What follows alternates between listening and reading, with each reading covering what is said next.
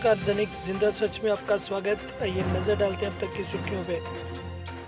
अंतर्राष्ट्रीय बॉर्डर आरक्षण प्रमाण पत्र जल्द जारी करने को लेकर एकजुट जम्मू के सदस्यों ने एसडीएम हीरानगर राकेश शर्मा को सौंपा ज्ञापन। वैश्विक महामारी कोरोना से लड़ाई में सरकार और प्रशासन निरंतर कार्य में लगे हुए हैं। नगर पालिका सुंदरबनी के अध्यक्ष राजेंद्र शर्मा की तरफ से वैश्विक महामारी कोरोना वायरस संक्रमण के फैलाव को रोकने के लिए अपनी जान को जोखिम में डालकर सेवा में लगे सफाई कर्मचारियों को मुफ्त पीपीई किट वितरित की गई।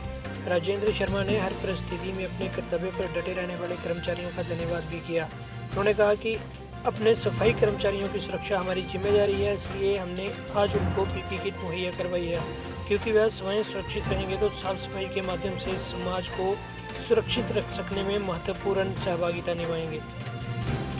बुधवार को आरएसपुरा की वार्ड नंबर 5 में राधा माधव ट्रस्ट की ओर से पत्रकार वार्ता का आयोजन कर नेपाल के प्रधानमंत्री के बयान की निंदा की गई। ट्रस्ट के प्रधान महंत राजेश बिट्टू ने कहा कि नेपाल के प्रधानमंत्री ओली को भगवान राम का अस्तित्व भी दिखाई नहीं दे रहा है। भगवान राम सूर्यवंशी थे और अयोध्या में ही पैदा हुए थे। अन्य कहीं पर किसी जगह का नाम अयोध्या होने से तो वह भगवान राम की जन्मभूमि नहीं बन जाएगी। थाईलैंड में भी एक अयोध्या नाम की जगह है, तो क्या वह भगवान राम की जन्मस्थली हो जाएगी।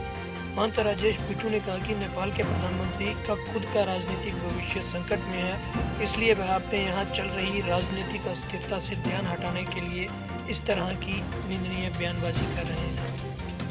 उन्होंने कहा कि हमारे महापुरुषों की एक समृद्ध परंपरा और विरासत है और ऐसे में उनको किसी राजनीतिक सीमाओं में नहीं बांधा जा सकता। हमारे महापुरुषों पर किसी के भी बयान पर उनके अस्तित्व को, परंपराओं को नहीं बदला जा सकता। उन्होंने कहा कि भगवान राम को नेपाली बताने कि नेपाल के प्रधानमंत्री केपी ओली के बयान पर संतों में उनके बयान को लेकर उबाल है और काफ़ी आक्रोश है। उन्होंने कहा इस पर तीखी प्रतिक्रिया व्यक्त करते हुए भारत सरकार से नेपाल सरकार के सामने अपना विरोध जताने की अपील की है। उन्होंने कहा कि नेपाल के प्रधानमंत्री ये भूल गए हैं कि आधे से ज़्यादा उनके देश की आबादी भारत में रहकर ही राम को पूजती है, पर केपी ओली अपने राजनीतिक संकट को हटाने के लिए ऐसे बयान दे रहे हैं जो निंदनीय है। उन्होंने कहा कि राधा माधव ट्रस्ट मांग करता है कि नेपाली प्रधानमंत्री अपने बयान के लिए माफ़ी मांगे और देश की सरकार भी इसके लिए विरोध जताए। इस अवसर पर स्वामी हरीशानंद जी सहित साधु समाज के अन्य लोग भी मौके पर मौजूद थे।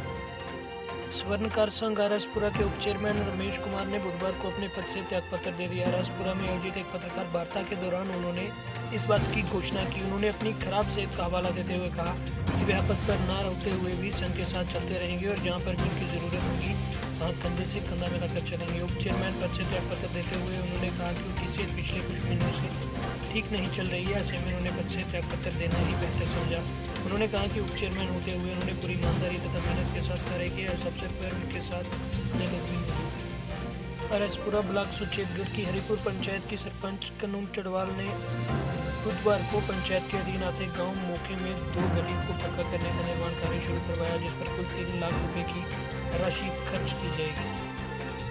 बुधवार को बार एसोसिएशन आरएसपुरा के बैनर तले वकीलों ने म्युनिसिपल कोर्ट आरएसपुरा के मुख्य गेट के सामने एसडीपीओ आरएसपुरा के खिलाफ रोष व्यक्त किया। बार एसोसिएशन आरएसपुरा के लोगों ने मंगलवार को हुई उस घटना का विरोध किया जिसमें एसडीपीओ आरएसपुरा द्वारा कोर्ट के बाहर मुख्य सड़क पर वकील द्वारा पार्क किए गए वाहन के टायरों की हवा निकाल दी गई थी। बार एसोसिएशन प्रधान सरदार परमजीत सिंह के नेतृत्व में आयोजित रोष कार्यक्रम के दौरान यंग लहर एसोसिएशन जम्मू प्रधान नितिन बख्शी भी मुख्य रूप से मौजूद थे। बार एसोसिएशन प्रधान सरदार परमजीत सिंह सहित अन्य बार सदस्यों ने मंगलवार को बार एसोसिएशन के वकील के वाहन की टायर की हवा निकालने की घटना को कानून व ट्रैफिक नियमों के उल्लंघन बताया।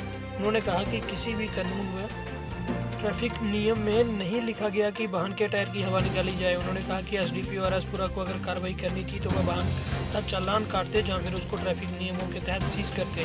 उन्होंने कहा कि एसडीपीओ आरएसपुरा अगर एक वकील द्वारा मुख्य बाजार में साइड में पार्क की गई उसकी गाड़ी की हवा निकाल सकता है, तो इससे आप खुद ही अंदाजा लगा सकते हैं कि आम लोगों के साथ उनका रवैया कैसा होगा।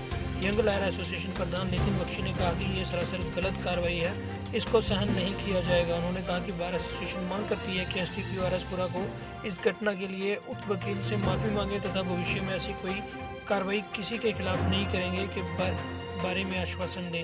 रोज की घटना के बारे में पुलिस को जानकारी मिली तो थाना प्रभारी आरएसपुरा जयपाल शर्मा भी अपनी टीम के साथ मौके पर पहुंचे। उन्होंने रोज जता रहे बार एसोसिएशन के सदस्यों से बातचीत की और उन्हें समझाया, जिसके बाद दोनों पक्षों के बीच समझौता हुआ। भारतीय जनता पार्टी किश्तवाड़ पूर्व कैबिनेट मंत्री व वरिष्ठ नेता सुनील शर्मा ने किश्तवाड़ के डूल जगह का दौरा किया, जहां पर कल 2 युवकों की कार दुर्घटना में मृत्यु हो गई थी, जिसमें राजेश कुमार व संजीव सिंह जी की चिनाब नदी में कार गिरने से मृत्यु हो गई थी। अभी तक एक भी युवक का शव बरामद नहीं हो पाया। नदी में पानी का बहाव व गहराई अधिक होने के कारण ढूंढ पाना मुश्किल हो रहा था। इस दौरान शर्मा के साथ भाजपा के बाकी नेता भी शामिल रहे। इसके साथ साथ जम्मू कश्मीर सरकार से अपील भी की कि दोनों युवकों के घर वालों को आर्थिक सहायता भी दी जाए।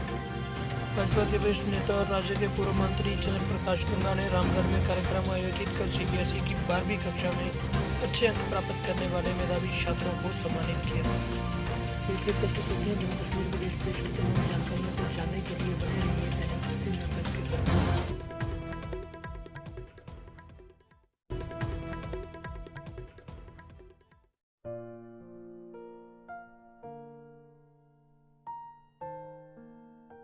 Well, it is hard time for all of us. Due to coronavirus, we have break the situation as earlier it was. But time never stopped for anyone. But it doesn't mean that we should go out and prepare for all the competitive exam. We can utilize this time by doing self-study and taking help of Aspire Ada YouTube channel. To start with, you need to prepare a proper schedule for all the subject, and without going out, you should complete all the syllabus by yourself. And when the critical situation will end, here you are. Hooray! You are ready for all the competitive exam. Utilize this time until it go. Aspire Ada Institute, best institute in Jammu for all the competitive exams. We care for you. Stay home.